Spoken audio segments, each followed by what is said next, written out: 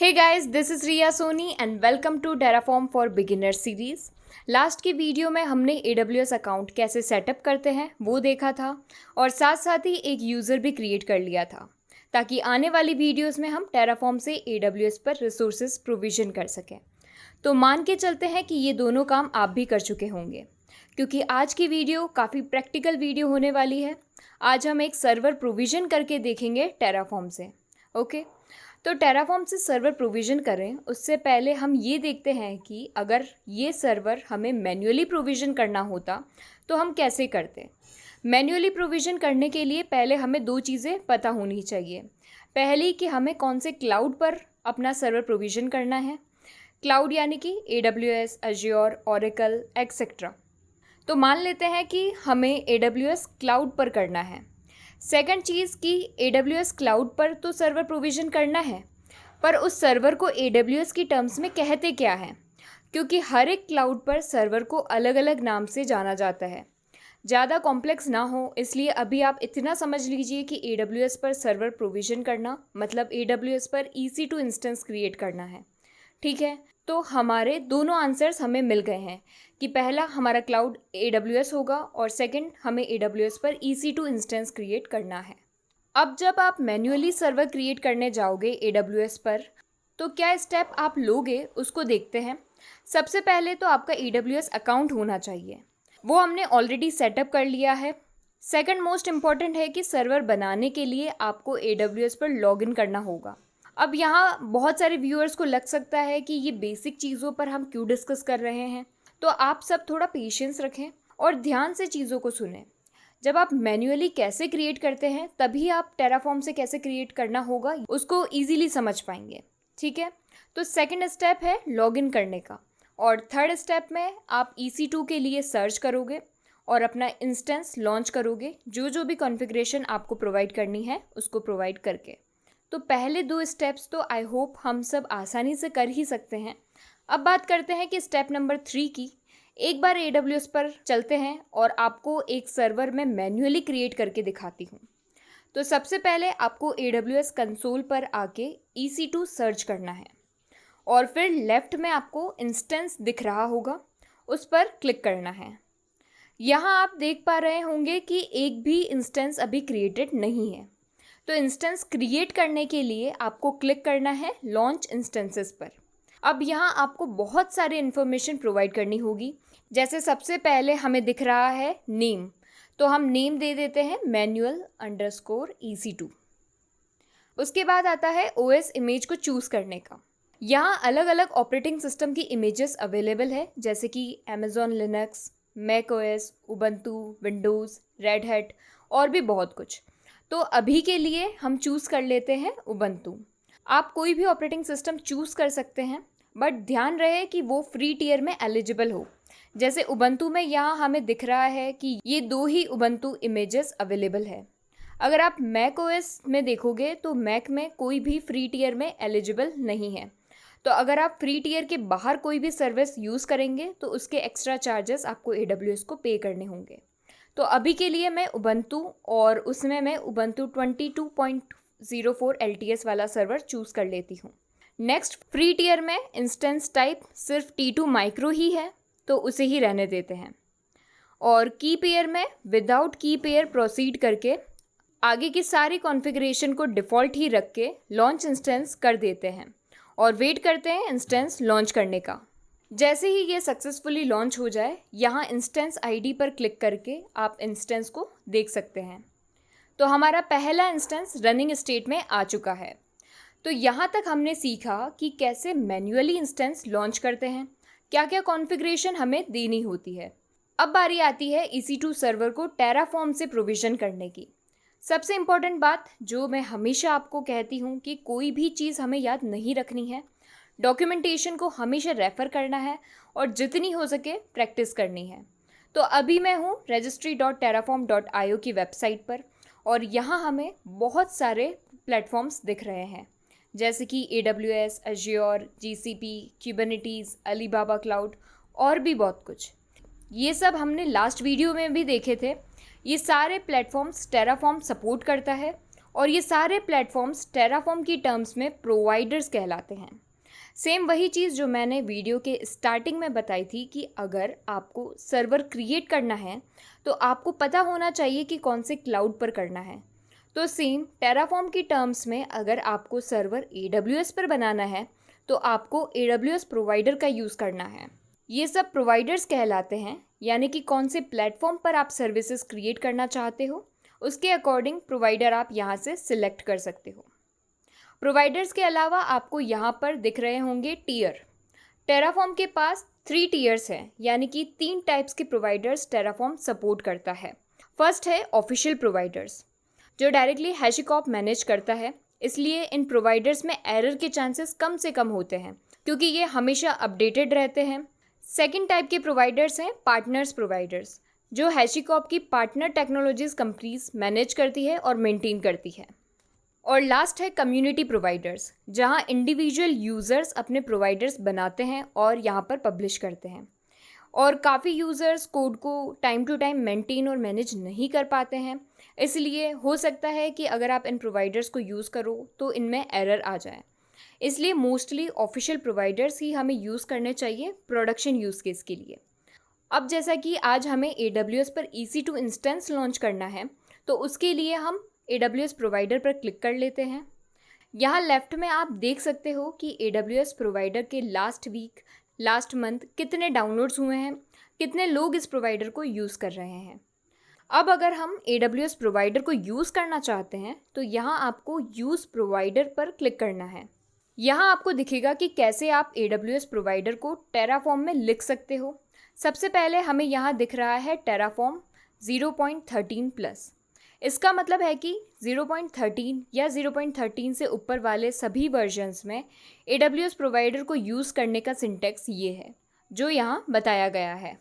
और मैं आपको बता दूं कि इस वीडियो रिकॉर्डिंग के टाइम अभी टेराफॉर्म का लेटेस्ट वर्जन 1.5.3 है, जो अभी ही कुछ दिनों पहले यानी कि 12 जुलाई 2023 को रिलीज़ हुआ है। तो हमारे केस में भी AWS प्रोवाइडर को टेराफॉर्म में लिखने का सिंटैक्स यही रहेगा। अब एक बार मैं इसको कॉपी करती हूँ और आपको VS कोड में सही से समझाती हूँ कि इस कोड में क्या हो रहा है। तो इसमें सबसे पहले है टेराफॉर्म, यानी कि हम टेराफॉर्म की कॉन्फ़िगरेशन को सेट कर रहे हैं। नेक्स्ट है रिक्वायर्ड प्रोवाइडर्स, जिसमें हमने बताया है कि AWS। अभी हम AWS प्रोवाइडर का यूज़ कर रहे हैं, इसलिए यहाँ AWS लिख रहे हैं। अगर एज्योर, GCP, ओरेकल या कोई और प्रोवाइडर होगा तो सेम यहाँ उसका नेम यहाँ पर आ जाएगा, बाकी सारी चीज़ें सेम रहेगी। AWS के अंदर है सोर्स, जो कि है HashiCorp/AWS। इसका मतलब है कि टेराफॉर्म को AWS प्रोवाइडर कहाँ से इंस्टॉल करना है।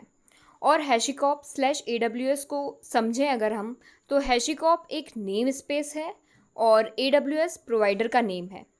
सो जैसा कि हमने AWS यूज़ किया है, जो कि एक ऑफिशियल प्रोवाइडर है और official providers HashiCorp directly manage करता है, इसलिए इसका नेम स्पेस HashiCorp है।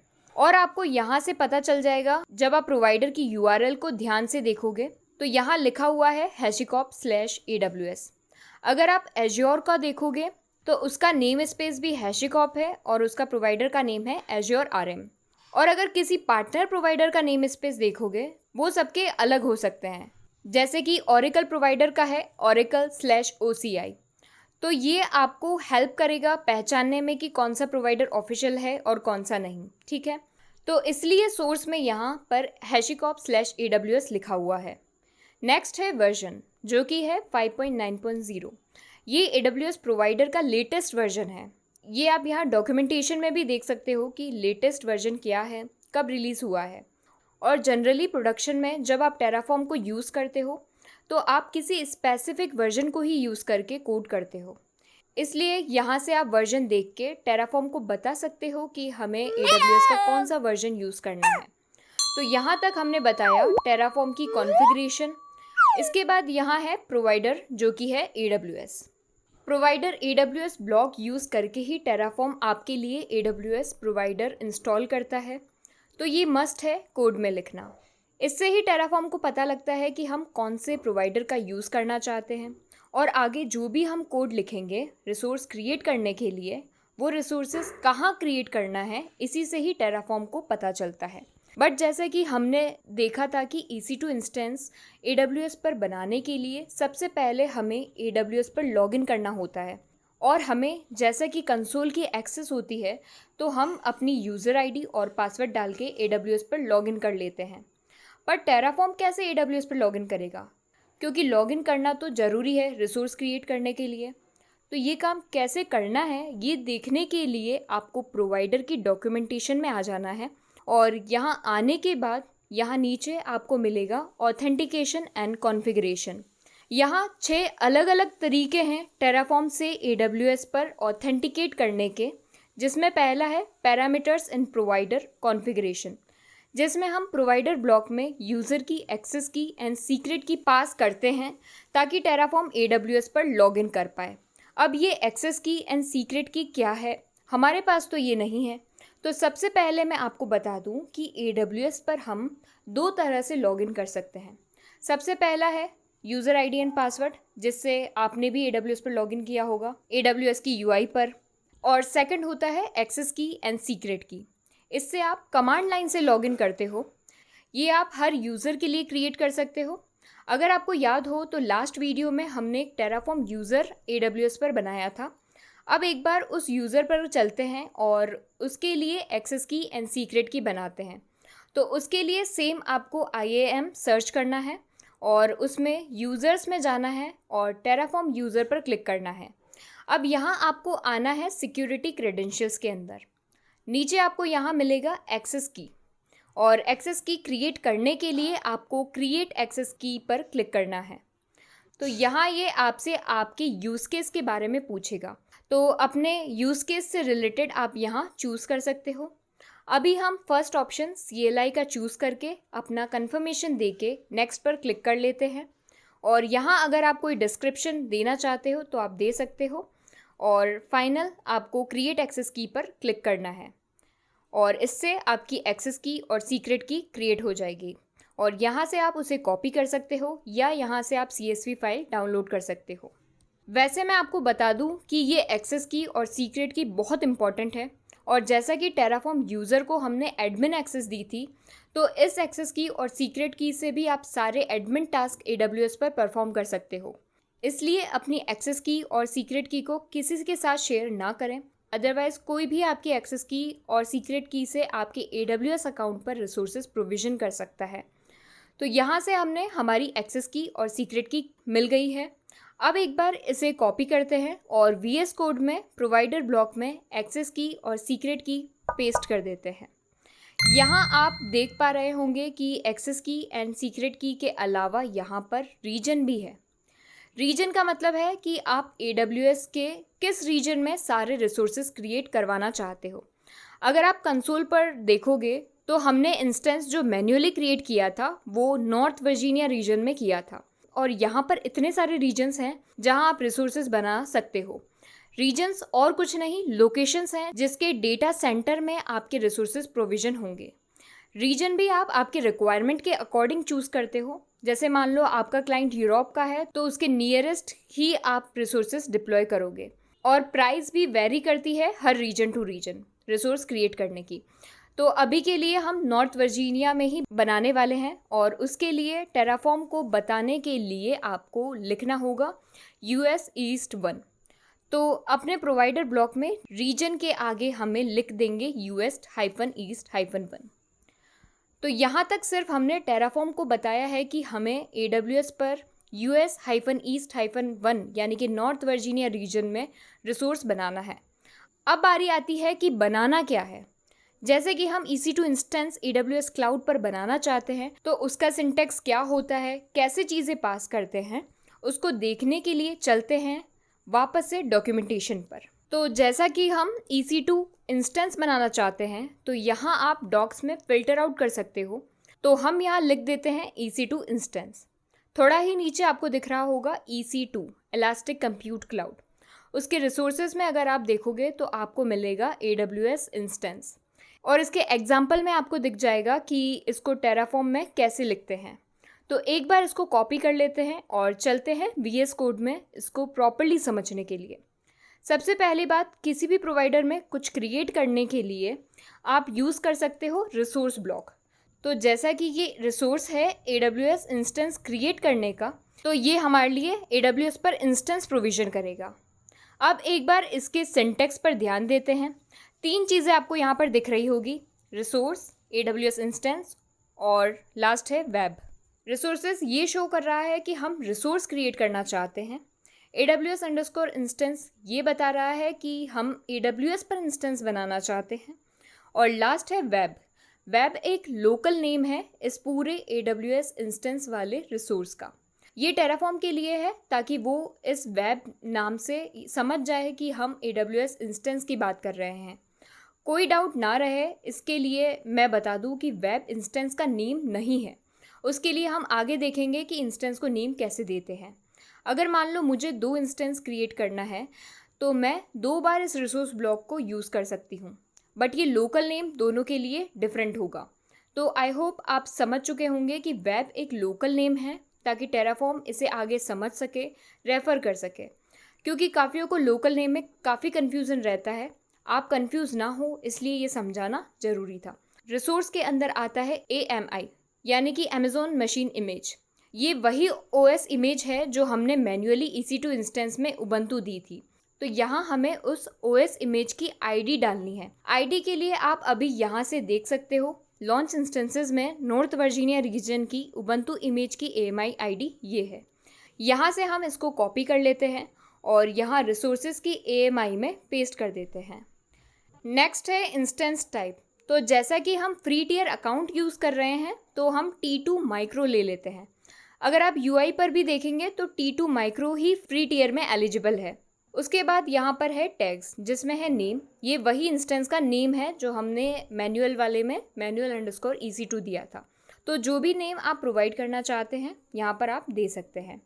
जैसा कि मैनुअल वाले को हमने manual_EC2 दिया था तो इसको हम terraform_EC2 दे देते हैं। तो कोड के अकॉर्डिंग तो यही कोड काम आएगा EC2 क्रिएट करने के लिए। इसमें और भी बहुत कुछ कॉन्फ़िगरेशन आप सेट कर सकते हो, वो धीरे धीरे आगे की वीडियोस में हम समझते जाएंगे। तो यहाँ तक हमारा कोड वाला पार्ट कंप्लीट हो गया है। अब बारी आती है टेराफॉर्म कमांड रन करने की और इस EC2 को टेराफॉर्म से क्रिएट करने की। वीडियो काफ़ी लेंदी हो चुकी है इसलिए क्रिएशन वाला पार्ट हम नेक्स्ट वीडियो में कवर करेंगे। आप भी यहाँ तक चीज़ों को कर लें। नहीं समझ में आए तो वीडियो को वापस से देखें, कमेंट सेक्शन में बताएं और वीडियो पसंद आई है तो वीडियो को लाइक करें, शेयर करें और चैनल को सब्सक्राइब करें। इस वीडियो के नोट्स या फिर PPT अगर आप चाहते हैं तो आप हमारी मेंबरशिप को ज्वाइन कर सकते हैं और डेवऑप्स प्रो कम्युनिटी का हिस्सा बन सकते हैं। यहीं इस वीडियो को एंड करते हैं, मिलते हैं नेक्स्ट वीडियो के अंदर। Thank you.